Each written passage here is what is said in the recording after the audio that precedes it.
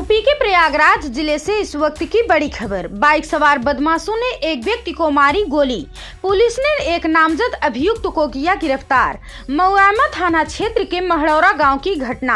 आपको बता दें कि यूपी के प्रयागराज जिले के मऊआमा थाना क्षेत्र अंतर्गत महड़ौरा गांव में रविवार की देर शाम बाइक सवार बदमाशों ने एक व्यक्ति को गोली मार दी, जिससे वह घायल हो गया। गोली मारने के बाद बदमाश मौके से फरार हो गए।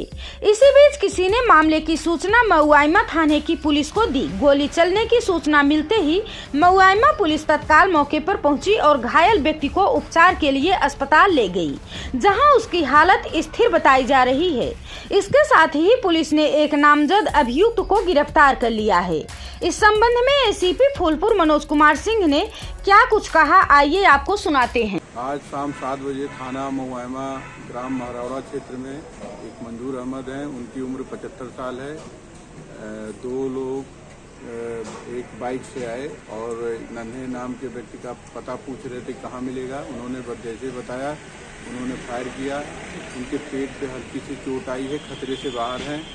इन्होंने तहरीर दिया है और जिसमें से नामजद एक व्यक्ति को हिरासत में ले लिया गया है। अग्रिम विधिक कार्रवाई की जा रही है।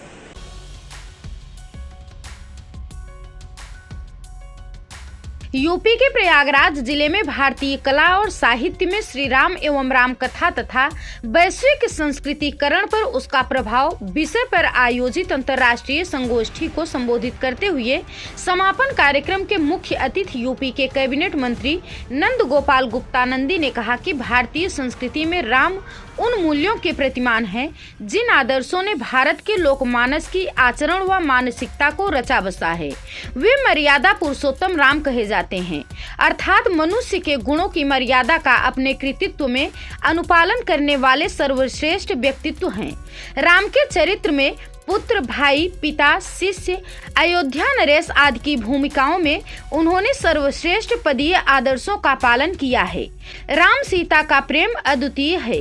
यही समर्पण से भरपूर प्रेम हमारी संस्कृति का एक ऐसा मूल है जो आज भी पति और पत्नी को एकात्म रखता है। राम के जीवन दर्शन की सबसे बड़ी विशेषता उनका लोकोन्मुख होना है। राम के संपूर्ण जीवन दर्शन यात्रा का उद्देश्य लोक मंगल के लिए एक आदर्श प्रतिमान स्थापित करना है।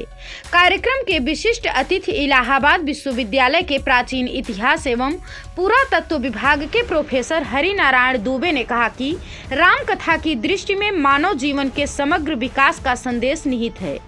राम के जीवन की कथा में भारत की भौगोलिक एकता ध्वनित होती है। देश के सभी प्रमुख भाषाओं में राम के जीवन को रचा बसा है, जिनके प्रचार प्रसार के कारण भारतीय संस्कृति की एकरूपता बढ़ी है।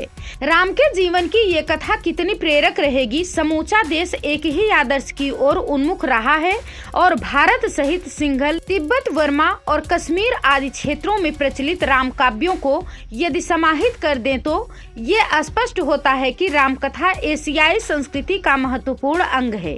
Bureau report, Prayagraj 24x7 news.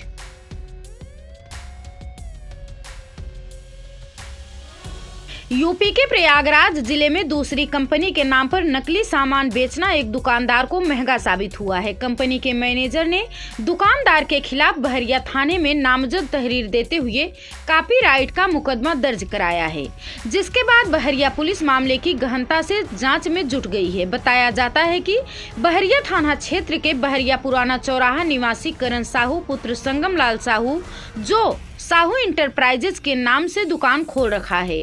आरोप है कि करण साहू सुप्रीम कंपनी के नाम पर नकली सामान को बेच रहा था, जिसकी शिकायत सुप्रीम कंपनी के मैनेजर रिशु मिश्र पुत्र दिनेश मिश्र निवासी नई दिल्ली को काफी दिन से मिल रही थी। रिशु मिश्र ने शिकायत को गंभीरता से लेते हुए शनिवार को इसकी नामजद लिखित तहरीर बहरिया थाने को दी। मौके पर पहुंची बहरिया पुलिस ने सुप्रीम कंपनी की 171 पीस नकली सुप्रीम पाइप को बरामद कर ली।